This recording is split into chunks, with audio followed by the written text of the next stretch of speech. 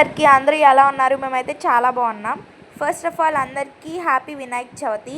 వినాయక చవితి అప్పుడు మేమైతే మోస్ట్లీ బయట బొమ్మ కొనడానికి ఇష్టపడము.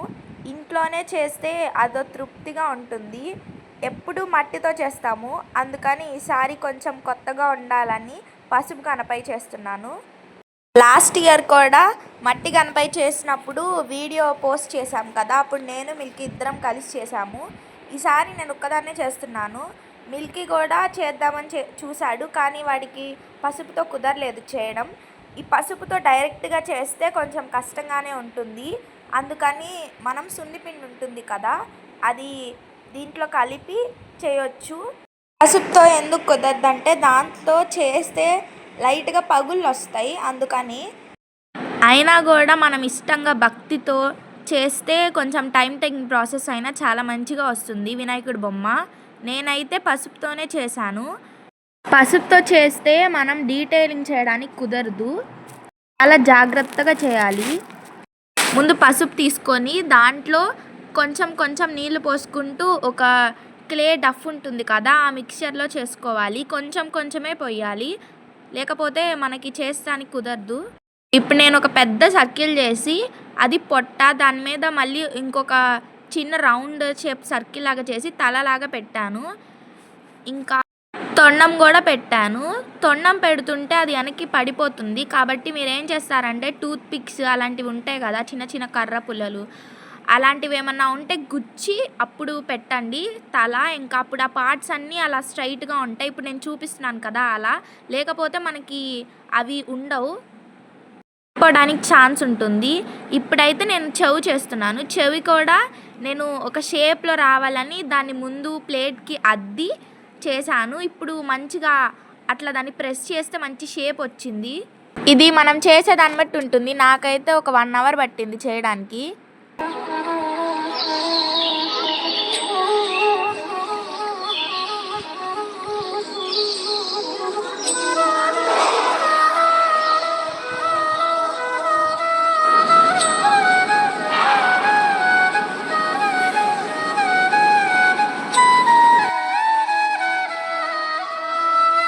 చూడండి, ఇప్పుడు మంచిగా 2 చెవులు పెట్టేశాము మనం విగ్రహానికి. ఇప్పుడు దీని తర్వాత ఒక చిన్న కిరీటం లాగా చేసేదానికి ఒక కోన్ షేప్లో చేశాను. పసుపు ముద్దలు ఒకదాని మీద ఒకటి పెట్టాను. ఇంకా మీకు కావాలంటే దండలు వేసినట్టు అలా కూడా వేయొచ్చు, కాకపోతే ఇక్కడ తొండం మొత్తం కవర్ అయిపోయింది, చిన్న బొమ్మ కదా అందుకని. కళ్ళకేమో మినపగింజలు పెట్టాము. అసలు ఆ బొమ్మ మొత్తానికి అదే హైలైట్. చాలా బాగుంది, మినపగింజలు పెడితే మంచి లుక్ వచ్చింది.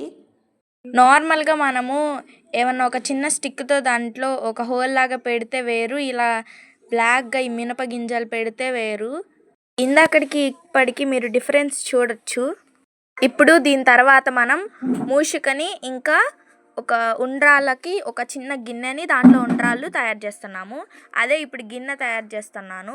గిన్నెలో చిన్న చిన్న ఉండ్రాళ్ళు కూడా పెడతాను, ఎందుకంటే వినాయకుడికి ఉండ్రాళ్ళు అంటే చాలా ఇష్టం కదా అందుకని.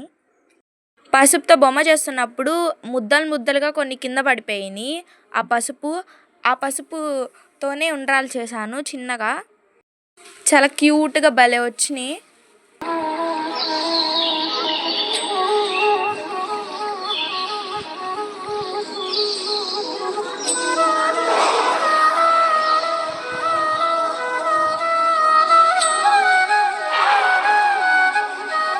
ఇప్పుడు సైడ్ ఎడ్జెస్ ఉన్నాయి కదా, వాటిని కట్ చేస్తున్నాను మంచి షేప్గా ఉండడానికి. ఇప్పుడైతే వినాయకుడికి దంతాలు పెడుతున్నాము. దంతాల కోసం కూడా అవి టూత్ పిక్స్ ఉంటాయి కదా, వాటిని ఒక చిన్న చిన్న ముక్కల్లాగా చేసి తొండానికి అటొకటి ఇటొకటి పెట్టాము. ఇప్పుడు దంతాలు కూడా రెడీ అయిపోయినాయి. ఇప్పుడు దీని తర్వాత చెవుల మీద లైట్గా అలా లైన్స్ గీసి డీటెయిలింగ్ చేద్దామని చూస్తున్నాను. ఇది కూడా చాలా జాగ్రత్తగా చేయాలి, లేకపోతే ఆ చెవులు కింద పడిపోతాయి మళ్ళీ. అందుకే నేను ఇక్కడ మెల్లగా చాలా జాగ్రత్తగా చేస్తున్నా. మట్టితో చేస్తే మనకి ఇంత కష్టంగా ఏమి ఉండదు. చూస్తుంటే ఇక్కడ ఈజీగానే కనిపిస్తుంది, కానీ చేయడం చాలా కష్టం. అండ్ కాళ్ళ దగ్గర కూడా అలా డీటెయిలింగ్ గీయడానికి దోతిలాగా ఉండడానికి అలా లైన్స్ లాగా పెట్టాను. ఇంకా చేతులు చేయలేదు కదా, అందుకని మళ్ళీ పసుపు తీసుకొని దాంట్లో కొంచెం కొంచెం వాటర్ పోసుకొని మిక్స్ చేసుకుంటూ ఆ మిక్చర్తో చేతులు కూడా చేస్తున్నాను.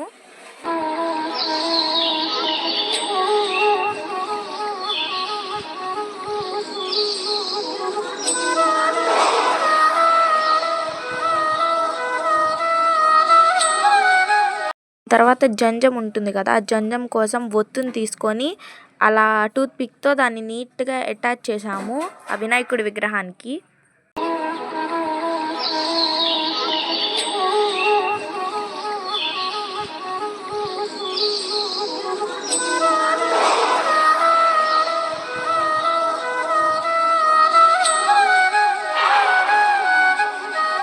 ఇప్పుడైతే మూషికని చేస్తున్నాను. మూషికకి తోకలాగా ఒక చిన్న టూత్ పిక్ని దాన్ని బ్రేక్ చేసి దాన్ని గుచ్చి ఆ బాడీకి అటాక్ చేసి పెట్టాను. ఇంకా మినప గింజలు ఉంటాయి కదా, వాటిని అటు ఒకటి లెఫ్ట్ ఒకటి రైట్ ఒకటి పెట్టాను కళ్ళులాగా. చూడండి, మన బుజ్జి చిట్టి మూషిక బాల కూడా రెడీ అయిపోయింది. మూషిక బాల్ రెడీ చేసిన తర్వాత మనం ఇప్పుడు గణేశుడికి బొట్టు పెట్టాలి కదా. బొట్టు కోసము ఒక చాక్ పీస్ని క్రష్ చేసి కొంచెం వాటర్ యాడ్ చేసి ఫస్ట్, దాని తర్వాత క్రష్ చేసి ఆ టూత్ పిక్నే దాంట్లో డిప్ చేసి బొట్టులాగా పెట్టాను. వైట్ కలర్ బొట్లు పైన ఒకటి కింద ఒకటి అండ్ మధ్యలో రెడ్ కలర్ బొట్టు వస్తుంది. దానికోసమేమో కుంకుమ ఉంటుంది కదా, కుంకుమలోనే వాటర్ని యాడ్ చేసి దాంట్లో డిప్ చేసి ఆ టూత్ పిక్ పెట్టానన్నమాట. చూడండి, మన చిట్టి గణపయ్య విగ్రహం చేయడం పూర్తయిపోయింది. ఎంత చక్కగా ఉందో కదా.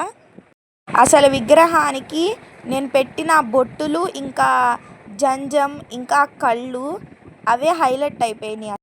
చాలామంది బయట కలర్ఫుల్గా వినాయక బొమ్మలు కనపడతాయి కదా, వాటిని ప్లాస్టర్ ఆఫ్ ప్యారిస్తో తయారు చేస్తారు. అవి వాటర్లో నిమజ్జనం చేస్తే వాటర్ అనేవి పొల్యూట్ అయిపోతాయి.